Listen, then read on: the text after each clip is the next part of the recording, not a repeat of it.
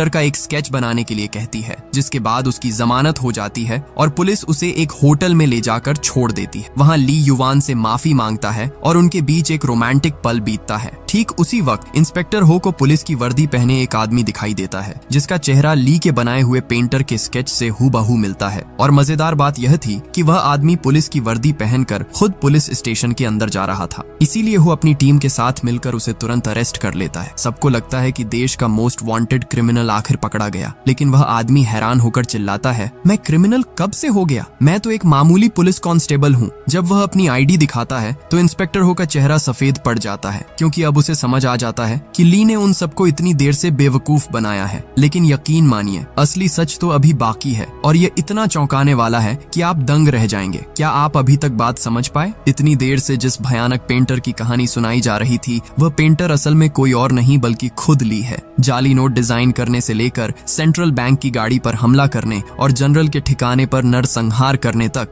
ये सब कुछ उसने अकेले ही अंजाम दिया था। लेकिन खुद को बचाने के लिए उसने पुलिस के सामने बहुत ही मासूम बनकर पेंटर नाम का एक काल्पनिक किरदार खड़ा कर दिया। और जिस बेचारे पुलिस कांस्टेबल को उसने गिरफ्तारी के वक्त ड्यूटी पर देखा था, उसी का चेहरा उसने पेंटर के स्केच के तौर पर बना दिया। सोचिए, पूरी मूवी के दौरान हमें लगा कि ली एक मासूम आर्टिस्ट है जिसे जबरदस्ती इस जुर्म में घसीटा गया, जबकि वही इस पूरे ऑपरेशन का असली मास्टरमाइंड था। सिर्फ इतना ही नहीं, और भी भयानक सच ये है कि चीन से आने के बाद ली की युवान से कभी मुलाकात ही नहीं हुई थी। जो लड़की उसे बचाने पुलिस स्टेशन आई थी और जिसके साथ वह होटल में था, वह असल में युवान नहीं थी। वह वही चिंग थी जिसकी ली ने प्लास्टिक सर्जरी करवाकर उसे युवान का चेहरा दे दिया था। याद है, जनरल के ठिकाने पर उस जंग के दौरान चिंग का चेहरा झुलस गया था। ठीक उसके बाद ली ने उसे युवान जैसा बनवा दिया, क्योंकि वह असली युवान को कभी हासिल नहीं कर सका था। इसलिए उसने चिंग को युवान बनाकर अपने पास रख लिया। खैर, अगले दिन नकली युवान बनी हुई चिंग बुरी तरह चिढ़ जाती है। उसे समझ आ जाता है कि ली ने उसे कभी चिंग के तौर पर प्यार किया ही नहीं,